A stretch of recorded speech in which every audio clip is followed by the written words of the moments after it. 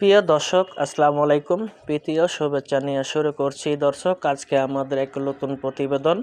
তো দর্শক, আজকে তুলে ধরব এমন এক অসহায় এক মেয়ের গল্প। তো যে মেয়ের নাম হচ্ছে রূপসী। রূপসী দেখতে শুনতে অনেক সুন্দর, মাশাআল্লাহ। রূপসীর বয়সটা আছে 18 বছর।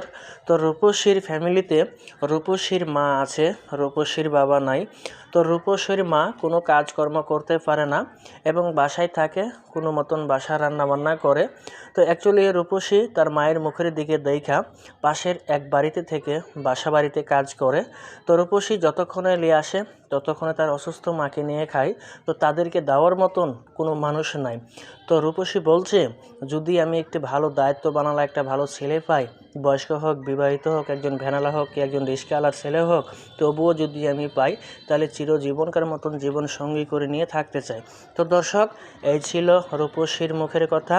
তো রূপসীর সাথে যোগাযোগ করলে আমাদের ভিডিও স্ক্রিনের উপরে নাম্বার থাকবে, আপনারা যোগাযোগ করতে পারবেন। তো দর্শক, প্রেম ভালোবাসা আপনাদের ব্যাপার। তো আসেন আমরা দেশের সেবা করি, 5 ওয়াক্ত নামাজ পড়ি।